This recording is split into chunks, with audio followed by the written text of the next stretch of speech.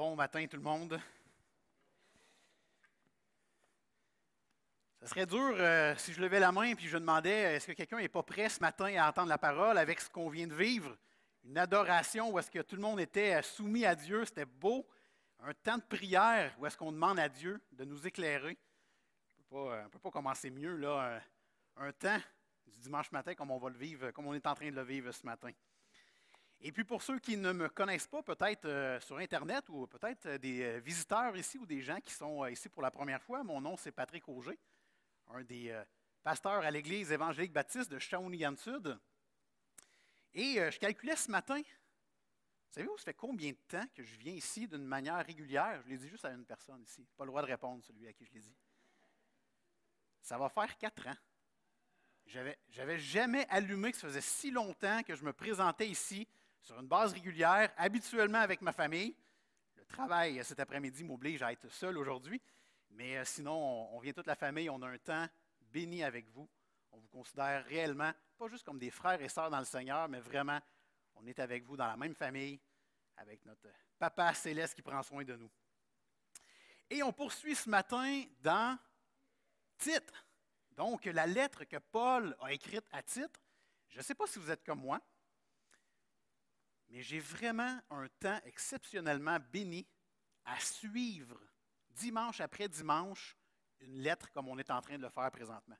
Ce n'est pas obligé de le faire comme ça, hein, vous le savez, vous avez vécu toutes sortes de manières, ça peut être des thèmes, tant que l'Évangile est au centre de notre prédication, de notre message, mais c'est quand même la première fois de ma vie que j'ouvre la lettre que Paul a écrite à Tite et que je comprends plus en profondeur. Ce n'est pas juste prendre des versets ici et là ou le matin, quand je fais mon culte personnel, hein, quand je lis ma Bible, quand je la médite, là, on rentre un peu plus en profondeur, dimanche après dimanche. On essaie de voir pourquoi Paul lui a écrit cette lettre-là à Tite. Et donc, on poursuit ce matin dans la lettre de Tite. On est rendu au chapitre 3, les versets 1 à 11. Donc, vous pouvez tourner tranquillement. Je vais le faire en même temps. Et j'ai intitulé le message de ce matin « Comment influencer la société par l'Évangile ». Je suis sûr que parmi vous, il y en a qui disent « Ah, beau titre, mais c'est vrai que des fois, on lit la parole, mais comment on l'applique dans notre vie au quotidien? » Ça, c'est le bout des fois peut-être un peu difficile. Ce matin, je crois qu'on va toucher à quelque chose et j'en suis convaincu que parmi vous, il y a des gens à la fin qui vont faire « Oh, je comprends un peu plus comment lire ma Bible et en fonction de ce que je vis aujourd'hui, je le mets à la lumière de Jésus-Christ et j'agis mieux. » Donc, mauvaise réaction, peut-être des fois, ça peut nous arriver. On met ça à la lumière de l'Évangile et on agit vraiment pour influencer positivement la société par l'Évangile. Alors, on est dans Tite, chapitre 3, les versets 1 à 11. Avant d'aller plus loin, on va regarder le plan pour ce matin. Oh.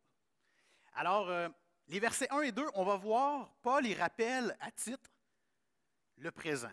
Comment un chrétien, un croyant, doit agir dans la vie de tous les jours. Le verset 3, Paul rappelle le passé. Donc, avant d'être croyant, avant d'être miraculeusement sauvé par le Seigneur Jésus-Christ, on avait une drôle de vie avant. Sûrement que vous pouvez vous peut-être dire « Ah, moi aussi, j'étais comme ça. » Vous pouvez vous associer à ça. Donc, il rappelle le passé, comment nous étions avant. Dans les versets 4 à 8, on va voir que Paul rappelle le salut, l'Évangile clairement, et le futur qui attend les enfants de Dieu. Qu'est-ce qui nous attend? C'est quoi notre espoir, notre espérance? Finalement, les versets 9 à 11, Paul rappelle une manière de protéger la saine doctrine. Donc, il ne fait pas le tour de toutes les façons. Il y en a une très intéressante qu'on va regarder ensemble. Et je termine le message de ce matin avec une manière concrète, avec des exemples concrets pour influencer la société par l'Évangile. Je vais vous montrer ce qu'on appelle le schéma de l'arbre. Et non, je n'ai pas inventé ça. J'aurais aimé vraiment être celui qui a inventé ça, mais non. Il n'y a rien de nouveau sous le soleil, hein, nous dit l'Ecclésiaste.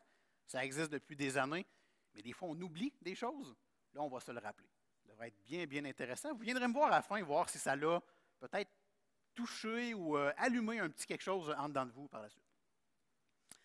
Alors, on va prier, puis on va avancer verset par verset. C'est bon? Prions. Seigneur grand Dieu, Encore une fois, c'est une joie d'être ici présent. Et Seigneur, je ne sais pas comment te remercier de faire de moi le véhicule qui apporte ta parole. Seigneur, tout au long de la semaine, tu m'as touché d'une manière palpable avec ce message. Puisses-tu, ô grand Dieu, faire la même chose avec mes frères et sœurs ici présents. Et je te demande s'il y a des gens ici dans cette salle ou des gens qui nous écoutent sur Internet, s'il y a des gens qui n'ont pas encore remis leur espérance en toi, que tu puisses, par ton esprit, par le Seigneur Jésus-Christ, faire une œuvre miraculeuse dans leur vie. Attire-la à toi, Seigneur Dieu. Amène-la avec nous dans ta famille et offre-leur cet espoir d'être avec toi pour l'éternité. C'est au nom de Jésus que je te prie ces choses, Seigneur Dieu. Amen.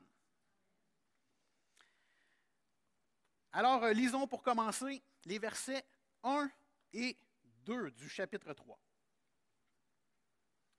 Paul qui parle toujours à Tite et qui lui dit « Rappelle-leur d'être soumis aux magistrats et aux autorités, d'obéir, d'être prêt à toute bonne œuvre, de ne médire de personne, d'être pacifique, modéré, plein de douceur envers tous les hommes. » Ce qui est le fun des lettres de Paul, c'est que souvent, il y a vraiment des ordonnances, des commandements, des choses concrètes à faire. Et ce n'est pas toujours facile d'appliquer ceci dans la vie de tous les jours. Et c'est pourquoi on doit se le rappeler.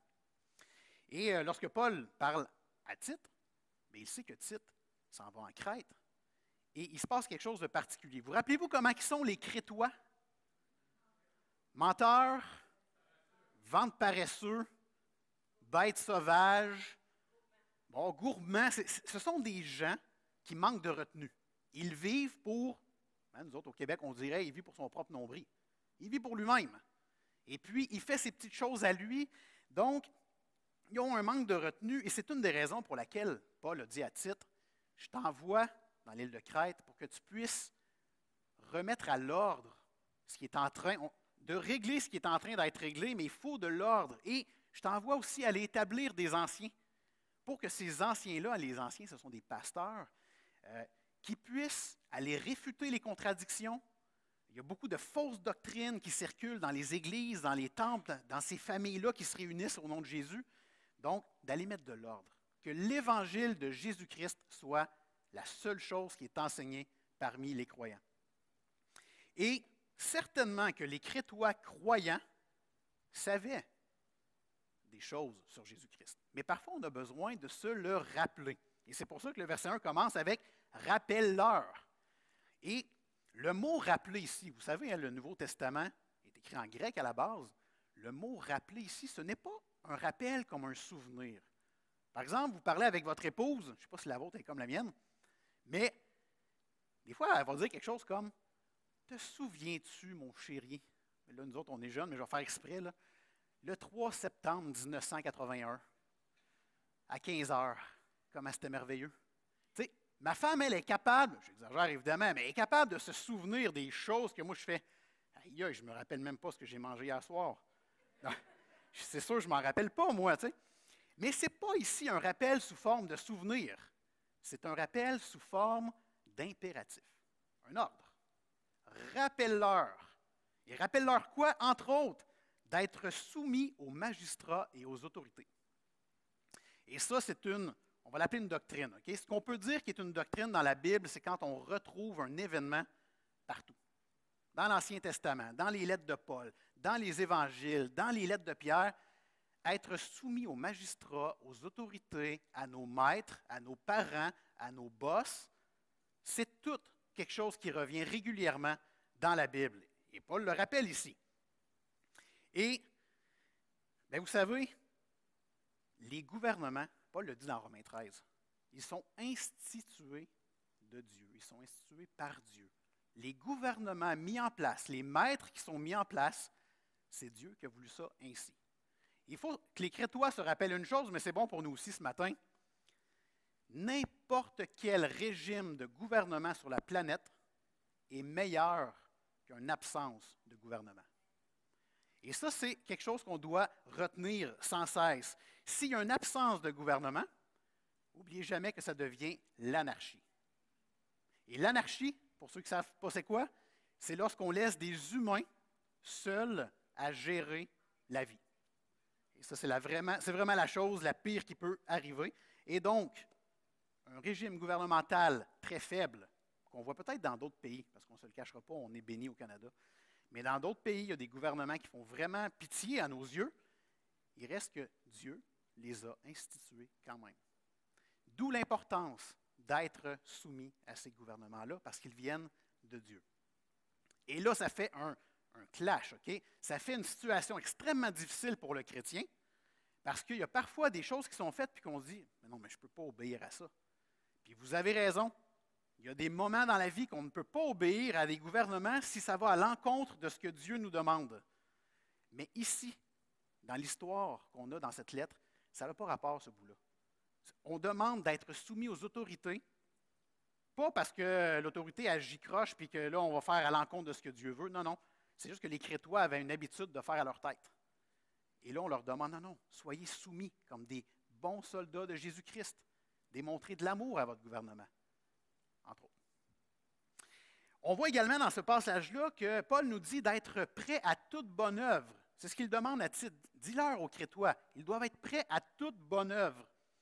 Je ne sais pas si vous êtes comme moi, mais depuis que je suis chrétien, ça fait à peu près 20 ans, le mot « bonnes œuvres » ou « bonnes actions », j'ai toujours l'image qu'il faut que j'aide d'une madame âgée en marchette à traverser le feu de circulation, l'intersection. Avez-vous cette image-là, vous? Peut-être que vous avez un autre type d'image. Le message de ce matin va nous aider énormément à comprendre c'est quoi ces fameuses bonnes œuvres-là. Et ce qu'on doit se rappeler, c'est que la mission chrétienne n'est pas d'améliorer le monde. C'est très bien d'aider cette dame à traverser la rue, OK? Ça démontre l'amour de Jésus. Mais notre mission chrétienne n'est pas d'améliorer le monde, mais d'apporter le salut aux hommes, aux femmes et aux enfants. Notre rôle, notre mission sur terre en tant que croyants, c'est d'annoncer l'Évangile, de présenter Jésus-Christ aux gens. Et bien souvent, on se perd un petit peu là-dedans. On tombe dans les bonnes actions, ce qui est très bien, mais il n'y a pas nécessairement l'Évangile qui est visible. Et on doit se poser certaines questions. Je vais y revenir d'ailleurs. Ah ben, j'y reviens là. Il y a plusieurs manières de faire pour faire des bonnes œuvres, ou pour plutôt démontrer l'Évangile aux gens. Ça peut être par une étude biblique. C'est très facile. On ouvre la Bible dans un passage précis, on prend un café avec quelqu'un, on le médite ensemble, c'est des choses possibles. Ça peut être, ce que j'ai fait pendant plusieurs années, on avait un comité d'évangélisation à l'Église, où je vais, et j'étais le responsable du comité. Puis, on a décidé de mettre en branle ce qu'on appelle la fête de quartier. Donc, pendant 7-8 ans, on allait dans un parc très populaire de Shawinigan, on mettait des jeux gonflables, on donnait des hot dogs aux gens, puis pour nous, c'était la manière de démontrer l'amour de Jésus à notre communauté. Puis, est-ce que c'est mauvais? Non, il n'y avait rien de mauvais là-dedans, c'était même super, mais au bout de quelques années, comme une question qui est surgie dans ma tête, puis là, je me suis dit, est-ce qu'il y a vraiment quelqu'un qui a accepté le Seigneur Jésus dans sa vie après que j'y aille donné un hot dog? Puis c'est là que j'ai fait le lien que l'activité n'est pas mauvaise en soi. On a réellement voulu démontrer l'amour de Jésus, mais il n'y avait aucune connexion avec l'Évangile. Et on a ajouté la petite partie, que moi je suis à l'aise là-dedans, le Seigneur me donne des dons pour ça, j'apprécie, d'aller parler avec les gens. Leur demander, savez-vous qui on est? Savez-vous qu'est-ce qu'on fait? Savez-vous pourquoi on fait ça? Et ça amenait sur des discussions sur l'Évangile. Est-ce que des gens sont venus à Christ suite à ça? J'en ai aucune idée, je vais le savoir au ciel, fort probablement. Mais bon, on a adapté notre idée de base pour qu'elle soit beaucoup plus centrée sur l'Évangile. Paul dit également de faire attention, les Crétois, faites attention, les Crétois croyants, de ne pas médire. La médisance, est-ce qu'on sait c'est quoi? Critiquer, juger, dire quelque chose de vrai sur quelqu'un, mais un peu dans le but de le blesser. Ça serait de la médisance. Il nous rappelle de ne pas le faire. Et ce qu'on doit se rappeler, surtout avec la société qui nous entoure, des fois, on regarde les gens agir. On va sortir de l'église tantôt, on va aller à l'épicerie, on va aller au restaurant, on va recevoir de la famille pour un café cet après-midi, on va aller à l'école demain, au travail. Qu'est-ce qu'on va faire? Est-ce qu'on va commencer à critiquer, juger les gens qui sont différents de nous? faut se rappeler quelque chose. On ne peut pas devenir les ennemis de ceux que le Seigneur nous appelle à amener à lui. On ne peut pas être les ennemis de ceux qu'on doit leur présenter l'Évangile. Et c'est la raison pour laquelle Paul dit à Tite, dis-leur de ne pas médire de personne. Et là, il continue, pas médire, ayez de la douceur, hein, soyez pacifiques, modérés, plein de douceur envers tous les hommes. Comment que ça nous touche, ça, nous, ce matin, à Victoriaville, en 2021? Bien, si je parle pour moi, je suis autant tenté que les Crétois à critiquer les autres. Autant. Puis pour vous montrer à quel point ça fait dur, mon affaire, ça, c'est l'avantage d'avoir le micro. Je peux un peu me démolir. Non, le but n'est pas là, mais je veux vraiment que vous sachiez que, comme chrétien, on veut s'améliorer, n'est-ce pas? Mais même si ça fait 20 ans, 40 ans qu'on est sauvé, on a encore des choses à travailler. Et moi, une des choses que j'ai à travailler, c'est le jugement des autres. Donc, j'ai, entre autres, parti le défi 21 jours. Je l'ai inventé, ce bout-là, OK, ça c'est vrai. Mais c'était un 21 jours, j'avais avisé ma femme et je lui ai dit, je ne veux pas critiquer personne pendant 21 jours. Et donc, ça va lui demander à elle de faire attention aussi. Bien, elle, je ne lui demandais pas de faire le défi, sauf que par la bande, si elle commence, bien là, je suis porté à vouloir faire comme elle. Fait qu'elle faisait attention aussi. J'ai même avisé mes collègues de travail. Parce que s'il y a un endroit que c'est plus difficile, la critique, c'est bien dans un milieu de travail. Et je leur ai dit, là, gang, je suis 21 jours sans juger les gens. Et là, quelqu'un m'a dit, Pat, tu ne juges pas, tu commentes. Ça ne m'a pas aidé ce bout-là. Et donc, d'après vous, est-ce que j'ai réussi? Je me donne, dans ma tête peut-être pas, oui. Je me donne un score de 80 OK? 80 et le 20 qui était vraiment exécrable selon moi, bien, au moins, j'ai eu vraiment le désir de me repentir. Tu sais, je ne voulais pas rester avec ça et faire, regarde-le aller, là. C'est normal que je pense comme ça. Non, non, non. Devant Dieu, je me repens, je lui demande pardon. Je ne veux pas aller vers ça. Je suis un enfant de Dieu. Christ vit en moi. Il n'aurait jamais fait ça. Donc, je dois penser de la même manière. Et donc, une autre chose aussi que je suis tenté à faire comme les Crétois, et c'est de ne pas être soumis à l'autorité.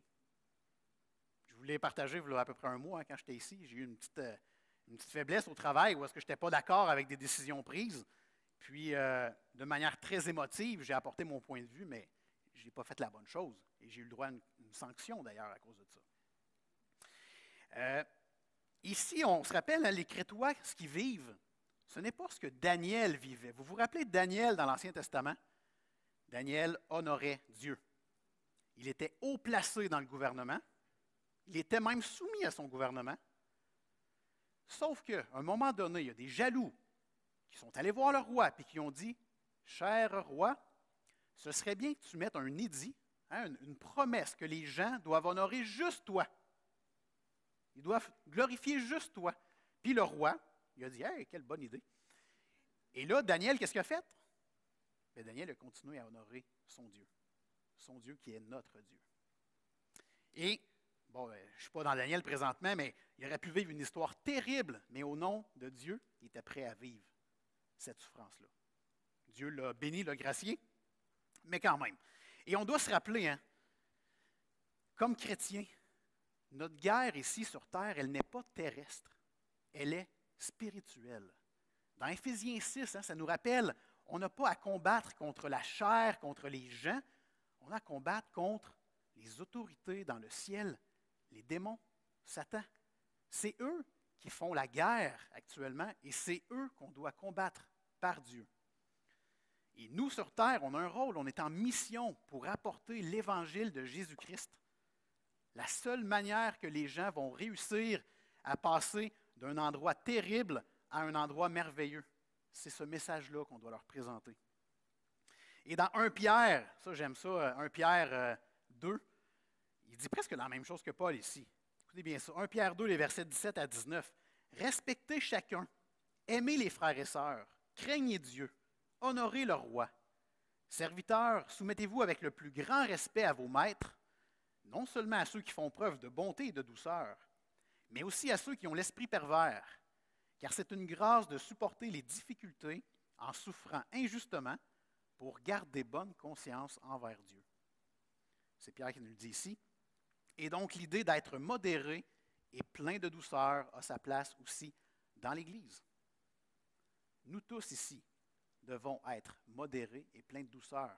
Puis je vous donne un exemple.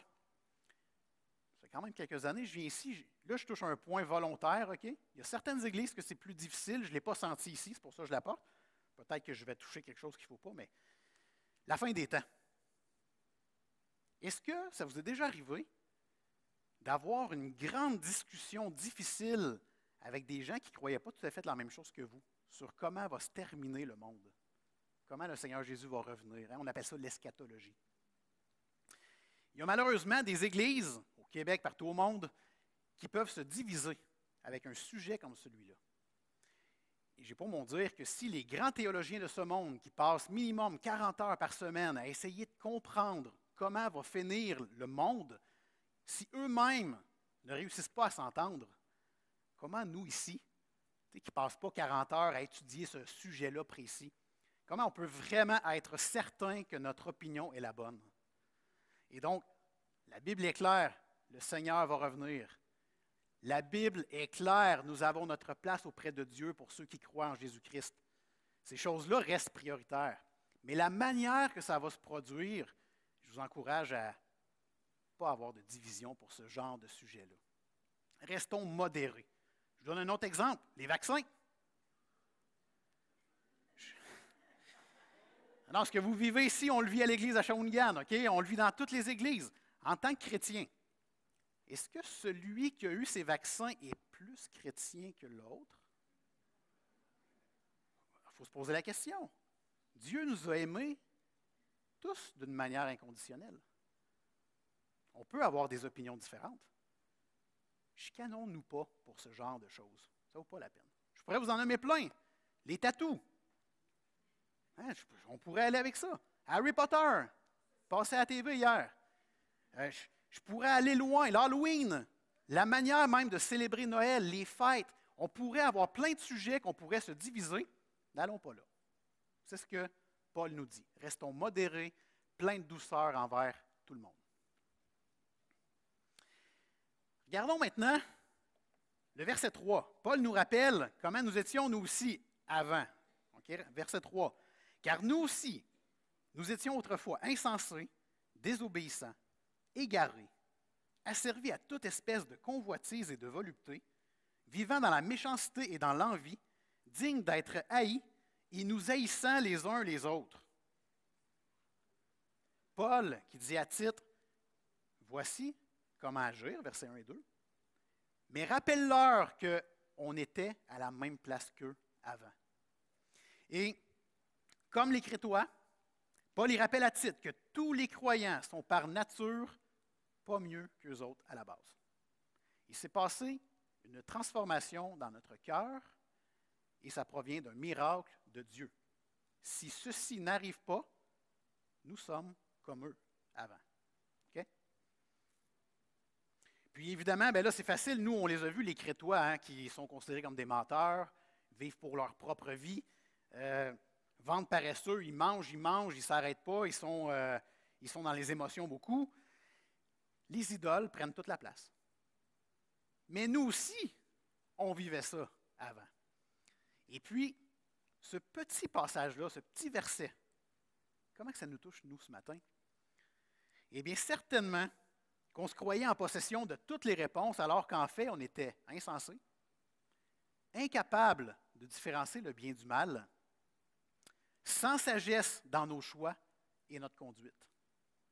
Puis vous savez, avant que le Seigneur vienne me transformer, j'aimerais ça vous dire que j'ai fait un paquet de meurtres puis de vols, puis le Seigneur a fait un miracle en moi. Non, je ne voudrais pas vous dire ça, c'est pas vrai.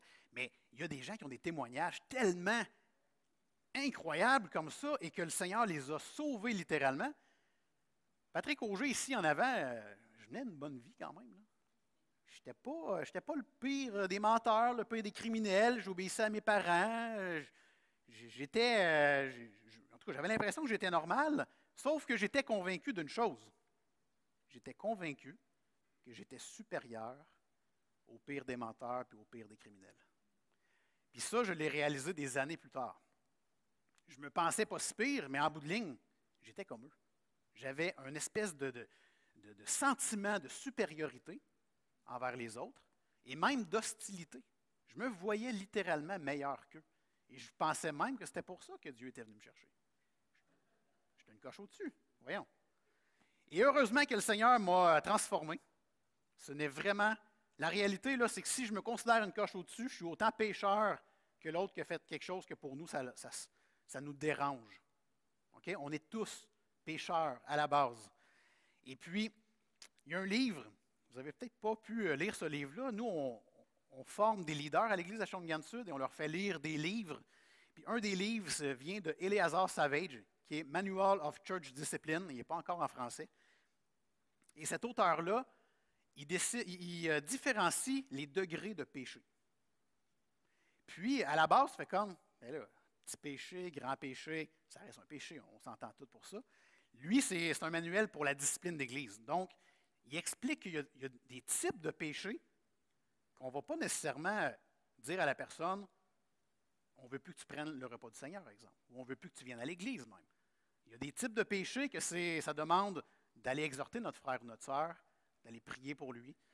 Mais bref, à la base, nous, avant qu'il y ait un miracle dans notre vie, on était comme les Crétois, des pécheurs. On n'avait rien de plus qu'eux. Certainement des péchés différents, mais on était au même niveau qu'eux. Regardons maintenant les versets 4 à 8. Donc, on était au même niveau qu'eux, mais, probablement le plus beau mais de toute la Bible, en tout cas c'est une opinion personnelle, mais, lorsque la bonté de Dieu, notre Sauveur, et son amour pour les hommes ont été manifestés, il nous a sauvés, non à cause des œuvres de justice que nous aurions faites, mais selon sa miséricorde, par le bain de la régénération et le renouvellement du Saint-Esprit. Il l'a répandu sur nous avec abondance par Jésus-Christ notre Sauveur, afin que, justifiés par sa grâce, nous devenions héritiers dans l'espérance de la vie éternelle. Cette parole est certaine, et je veux que tu affirmes ces choses, afin que ceux qui ont cru en Dieu s'appliquent à pratiquer de bonnes œuvres. Voilà ce qui est bon et utile aux hommes. Si vous cherchez un moyen d'expliquer l'Évangile à quelqu'un, prenez ce passage-là. Tite 3, versets 4 à 8. C'est tellement clair. Écoutez, Paul, il rappelle à Tite que bien que les Crétois sont médiocres dans leur manière d'agir, leur manière de penser, ça n'empêchera pas Dieu de les aimer. Et c'est ce qui est arrivé. Ça n'empêchera pas Dieu de leur offrir sa grâce à ceux qui croient au Seigneur Jésus. Donc, ce n'est pas le degré de pécheur que tu es qui va te disqualifier. C'est simplement si Dieu veut te qualifier, si Dieu veut te montrer sa grâce. Ça vient de Dieu et non pas de nos problèmes à nous. Et ça, c'est quelque chose que les Crétois devaient certainement réapprendre, se rappeler régulièrement. Et lorsqu'on voit dans le verset 4, la bonté de Dieu, notre Sauveur, et son amour pour les hommes ont été manifestés. Son amour pour les hommes, en grec, c'est une expression qui a amené le mot philanthropie.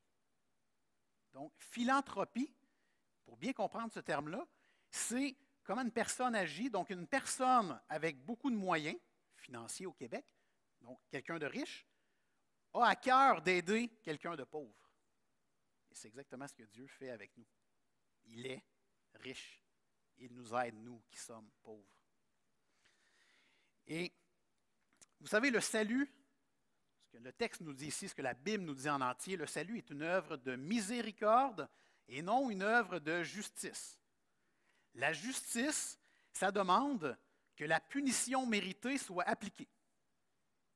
La Bible nous dit que nous sommes tous pécheurs et que le salaire du péché, c'est la mort. Donc, qu'est-ce qu'on mérite en tant que pécheur? La mort. La réelle justice pour nous tous ici présents serait de mourir. Mais heureusement, Dieu, ce n'est pas comme ça qu'il fonctionne. La conversion ou le salut, c'est une œuvre de miséricorde. Donc, la miséricorde nous ouvre une voie juste par laquelle la punition est écartée. J'étais dans le chemin qui mène dans le fossé, dans le ravin pour mourir. Dieu, dans sa grâce, m'a pris, il m'a mis sur la voie de l'éternité. Il y a quelqu'un qui a payé pour moi. Et la Bible nous apprend que c'est Jésus, le Fils de Dieu. La conversion est vraiment une nouvelle création. On le voit dans 2 Corinthiens 5, 17. Toutes choses anciennes sont passées, maintenant toutes choses sont devenues nouvelles. C'est une nouvelle création. Et de voir un rebelle, une personne désobéissante, venir à la foi, quel miracle de Dieu. Ça ne peut pas venir de nous, cette partie-là. Ça vient de Dieu.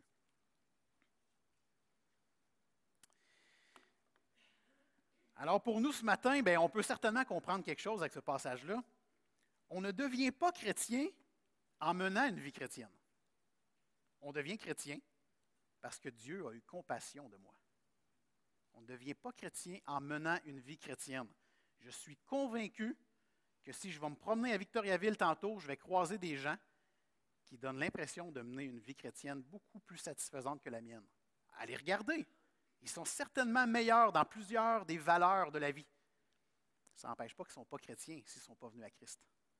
Alors que moi, pauvre pécheur, j'ai été sauvé par Jésus. Et j'ai encore à travailler. Vous savez, le péché est vaincu pour tout le monde. Christ a payé. Mais, pour ceux qui croient en Jésus, sauf que l'influence du péché est encore visible, est encore présente. Et on doit travailler sans cesse à justement combattre cette influence-là. Et, la conversion n'est pas l'équivalent d'avoir mis de nouveaux habits sur nous. Ce n'est pas comme si on me donnait des nouveaux vêtements. Non. Il y a un nouvel homme qui est entré en moi, qui a pris ma place, qui a pris la place dans les habits. Ce n'est pas des nouveaux vêtements que je me mets puis je suis encore la même personne en dessous, non. C'est une nouvelle personne dans mes habits. Et c'est exactement ce que Galates 2,20 nous dit. Ce n'est plus moi qui vis, c'est Christ qui vit en moi. Est-ce que je peux vivre 50% dans mon moi puis Jésus 50%? Non. Malheureusement, c'est ce qui se produit à l'occasion.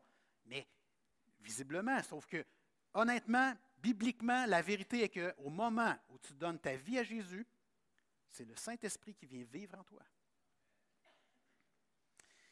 Et ce matin, peut-être que tu entends ça et que tu n'as pas encore donné ta vie à Jésus.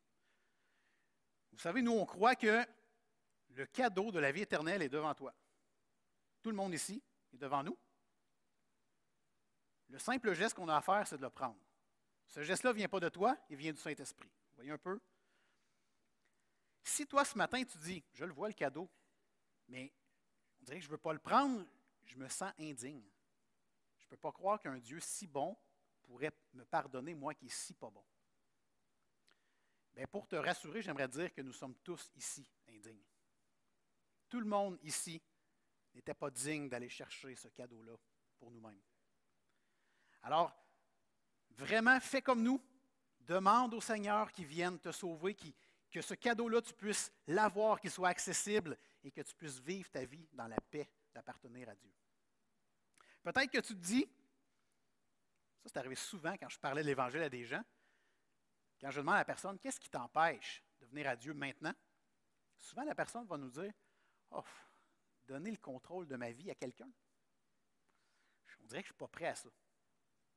Si tu es dans cette position-là actuellement, j'aimerais te dire, si tu ne donnes pas le contrôle de ta vie à Dieu, c'est toi qui as le contrôle de ta vie.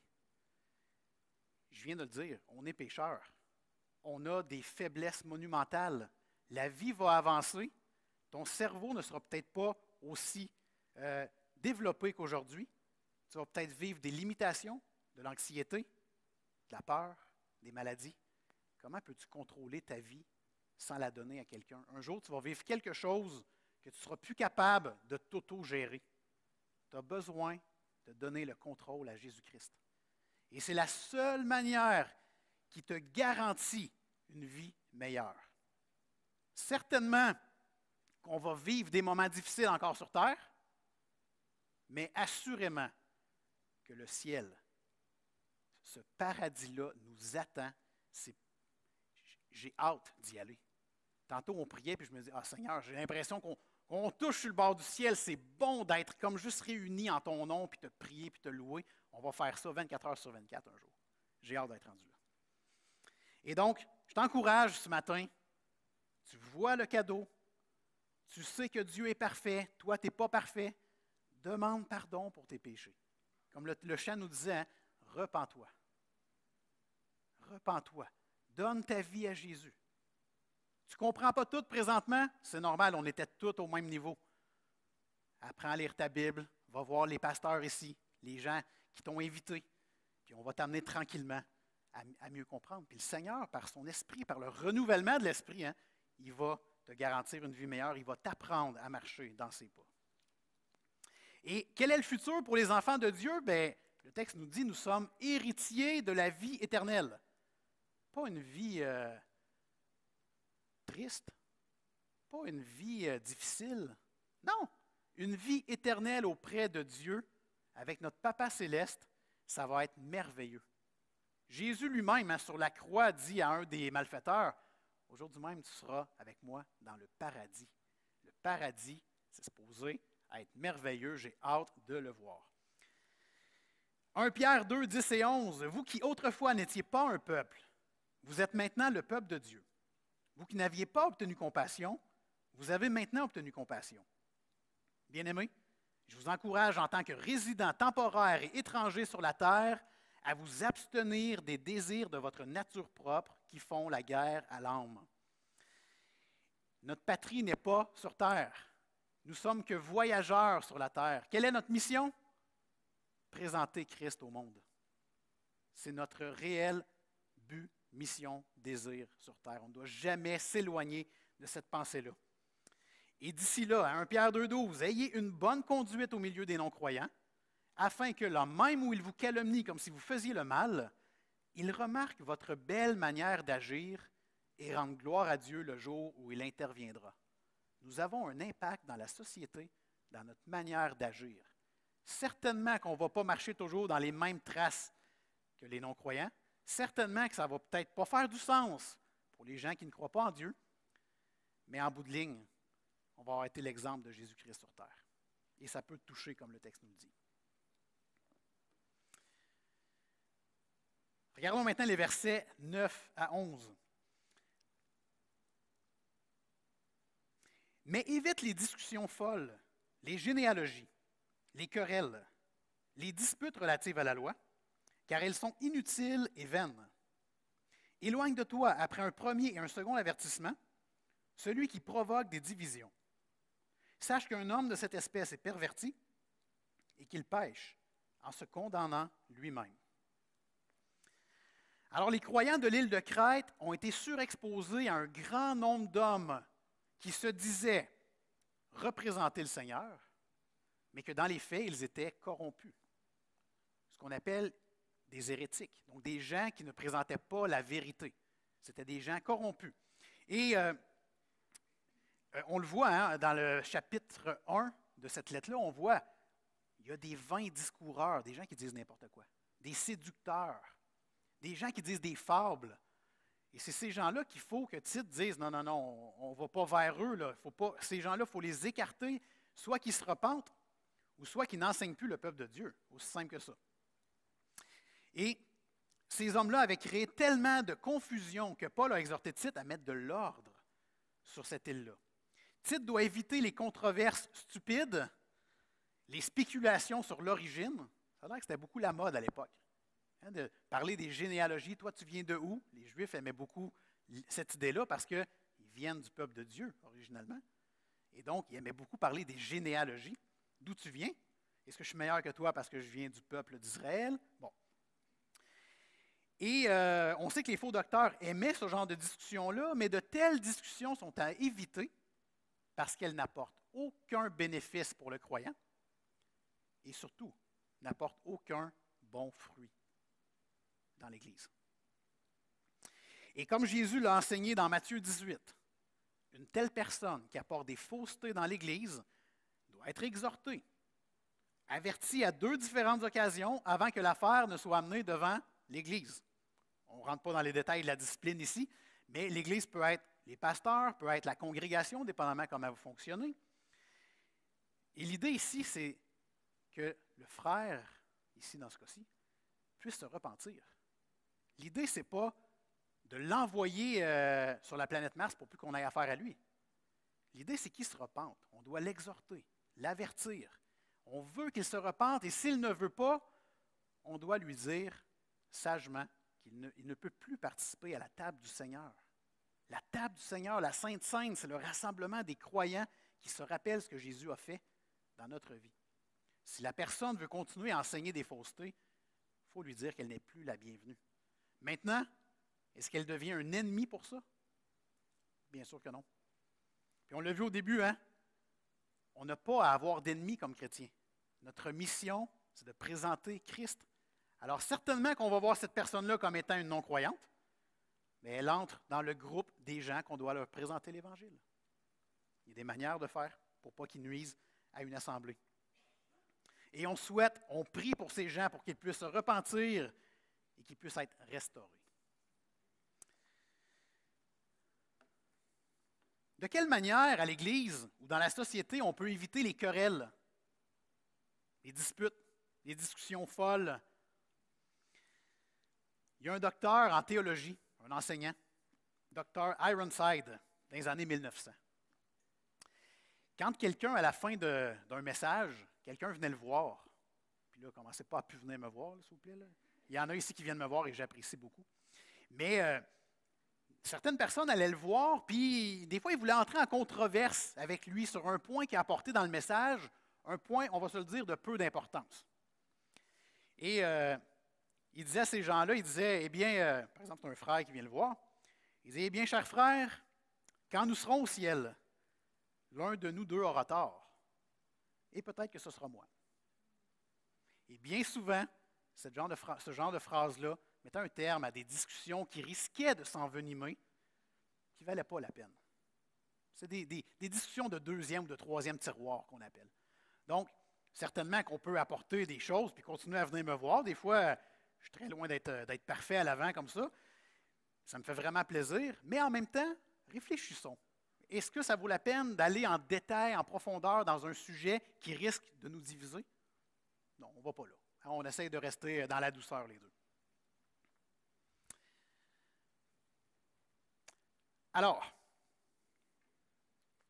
on a vu ce matin, les versets 1 à 11, comment on peut influencer la société par l'Évangile, mais d'une manière concrète.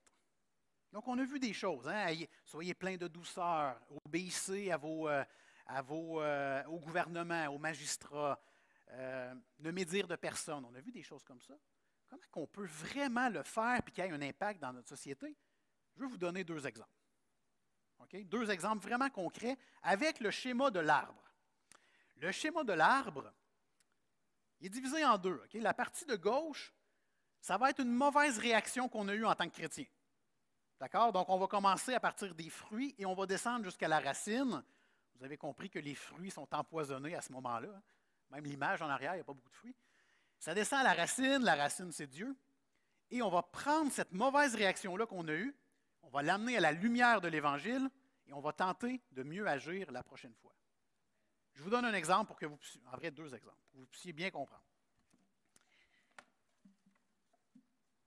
J'ai failli me déguiser, puis je me suis dit que ça va discréditer mon propos, fait que je ne me suis pas déguisé. Mais pensez que je suis Simon. Je ne suis plus Patrick là, pour quelques minutes, OK? Je suis Simon. Simon, ce n'est pas la pomme, le fruit interdit, OK? Ce n'est pas le cas du tout. Simon, il travaille chez IGA, dans le rayon des fruits et légumes. Puis, son boss, il a dit, Simon, je voudrais que tu augmentes les prix des pommes. Ils ne sont pas assez chers, on va augmenter le prix. Simon, il travaille, puis là, il se dit, sérieux? Il est chrétien, Simon, OK? Je vais-tu vraiment augmenter le prix des pommes, sachant très bien le prix de base qu'on paye? Hein? On paye peut-être ça 2 cents, puis on la vend à 1 pièce. Ça n'a pas de bon sens. En plus, le IGA, on s'entend-tu? Il fait de l'argent en masse. Pendant ce temps-là, moi, je suis au salaire minimum? Non. Non, je ne vais pas augmenter le prix des pommes. Alors, on va emmener cette situation-là à la lumière de l'Évangile, comment bien réagir. C'est bon? On va se poser des questions. Là, je suis Simon. Comment est-ce que j'ai agi? Bien, mon boss, il m'a demandé d'augmenter le prix des pommes. Je n'étais pas d'accord. Fait que je ne l'ai pas fait. Comment est-ce que je me sens? Bien, honnêtement, j'ai l'impression que mon boss, il veut s'en mettre plein les poches, pendant que moi, je suis au salaire minimum. Donc, je ressens une injustice. Comment est-ce que je me vois? N'oubliez pas, on est dans la réaction mauvaise. Hein? Comment est-ce que je me vois? Bien, je me vois un peu comme celui qui va rétablir un certain équilibre dans ma vie. Pas juste dans ma vie, dans le commerce. Comment est-ce que je crois que Dieu me voit? Bien, j'imagine qu'il me voit comme un pauvre employé qui fait son possible pour joindre les deux bouts dans une entreprise ultra riche. Qu'est-ce que je crois que Dieu fait? Présentement, il n'a pas l'air à faire grand-chose. J'ai l'impression qu'il se soucie très peu de ma situation. Vous avez vu, on est parti des fruits empoisonnés, une mauvaise réaction. On est allé à la racine. Évidemment, là, que vous répondez, vous dites, ben non, Dieu est tellement grand. Oui, on y arrive. On traverse l'autre côté et là, on part de la racine au fruit. On met cette situation-là à la lumière de l'Évangile pour pouvoir avoir des bonnes œuvres dans la société, pour pouvoir influencer la société par l'Évangile. Donc, on recommence avec des réponses bibliques. Qui est le Dieu révélé dans l'Évangile? Bien, Simon va dire, un petit peu, je vais juste y aller comme ça. Qui est le Dieu révélé dans l'Évangile?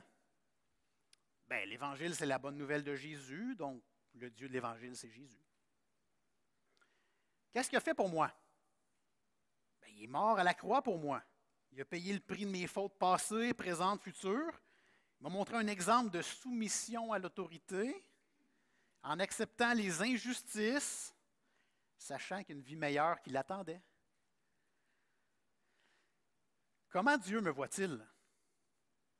Bien, il me voit comme son enfant adoptif. Hein, il m'a racheté au prix de son fils unique, puis il me donne une vie meilleure pour l'éternité. Il y a de quoi de mieux qui s'en vient, pour toujours. Comment est-ce que je me sens lorsque je considère tout ceci? Bien, je me rends compte que les injustices ici-bas sont très peu comparativement à ce qui m'attend dans le royaume céleste. Si je croyais vraiment à ceci, comment est-ce que j'agirais maintenant? Bien, j'accepterais les injustices qui ne nuisent pas à ma relation avec Dieu. Puis dans ce cas-ci, je resterais soumis à l'autorité que Dieu a instaurée, puis je vais monter le prix des pommes. Okay? Vous voyez le suivi? Donc, on parle d'une personne chrétienne qui veut s'améliorer.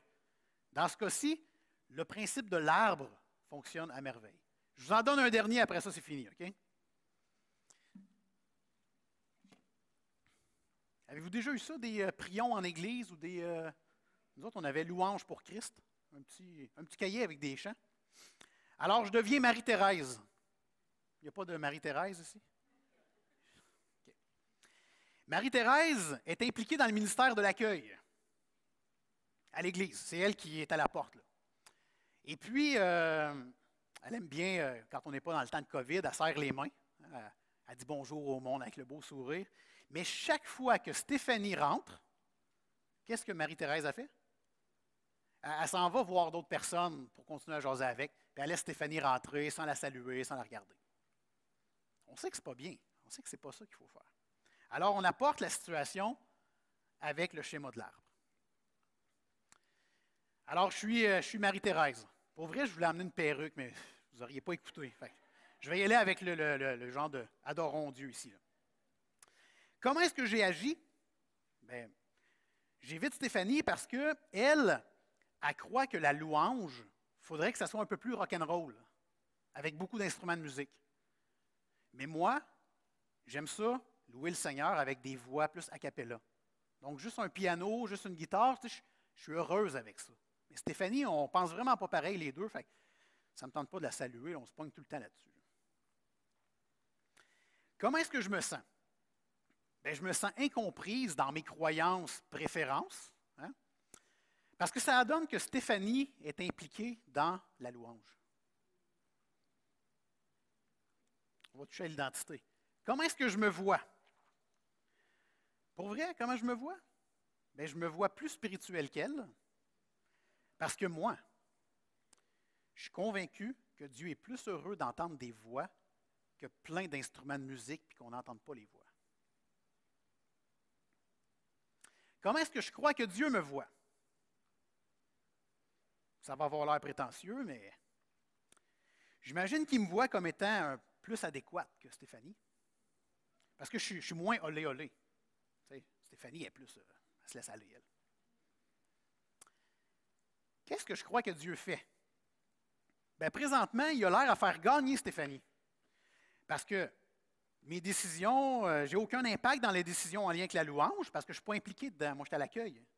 Mais Stéphanie, elle, les pasteurs ont décidé de la nommer dans la louange. Donc, j'imagine que, je ne sais pas, là, les pasteurs ont l'air à l'aimer un peu plus, elle, parce qu'ils acceptent sa décision à elle, mais pas la mienne. Vous voyez le genre? Marie-Thérèse, elle le sait que ce n'est pas correct comment elle agit. Elle le sait et elle veut s'améliorer. Alors, on prend cette réaction-là et on l'amène à la lumière de l'Évangile. Qui est le Dieu révélé dans l'Évangile? C'est Marie-Thérèse qui parle, bien, c'est le Dieu 3 fois saint, le Père, le Fils et le Saint-Esprit. Qu'est-ce qu'il a fait pour moi? Bien, il m'a sauvé de la mort, il a pris mes péchés pour les clouer à la croix, et grâce à sa mort et sa résurrection, son esprit vit en moi. Ça commence à faire du sens, là. Comment Dieu me voit? Bien, comme sa fille. Il est mon père, puis il m'aime. Je le vois dans la Bible. Comment est-ce que je me sens lorsque je considère tout ceci? Bien, je me rends compte que Stéphanie, c'est aussi sa fille, qui nous aime tous les deux d'un amour inconditionnel. Il n'y a pas de préférence. Dieu, il nous aime les deux, malgré nos divergences d'opinion. Si je croyais vraiment ceci, comment est-ce que j'agirais maintenant?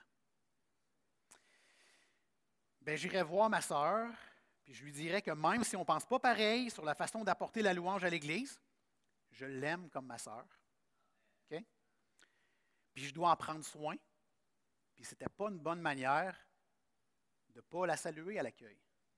Parce que mon cœur n'était pas à la bonne place. J'irais même lui demander pardon. Parce que je le sais que j'étais tout croche. C'est pas ça qu'il faut que je fasse. Je dois l'aimer puis lui montrer que je l'aime.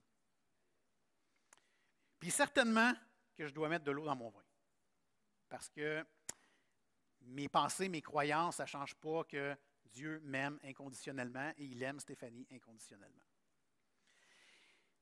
Lorsque ça c'est fait, voyez-vous, hein, on porte du fruit, là, on porte vraiment du fruit, on fait des bonnes œuvres, c'est comme ça que ça fonctionne. Et évidemment, lorsqu'on coach des gens et qu'on leur présente ça, ou même pour nous, rien de mieux qu'une bonne prière de repentance pour terminer.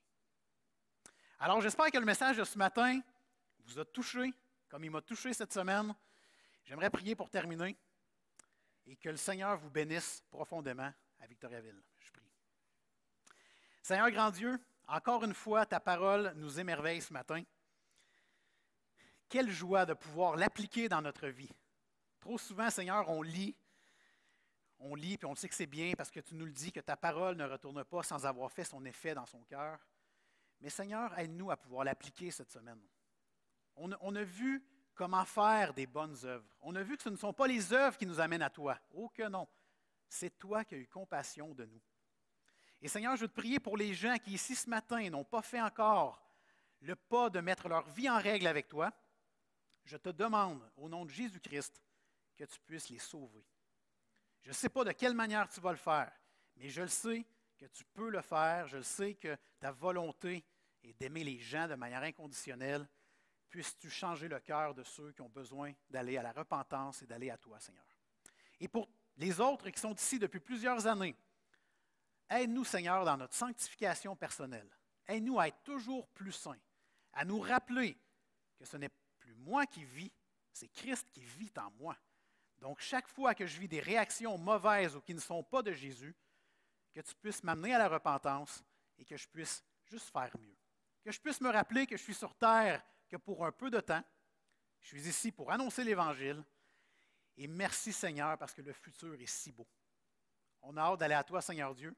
Et d'ici là, aide-nous à te glorifier comme toi seul mérites cette glorification. Au nom de Jésus, Seigneur, je te prie ces choses. Amen. Soyez bénis, mes amis.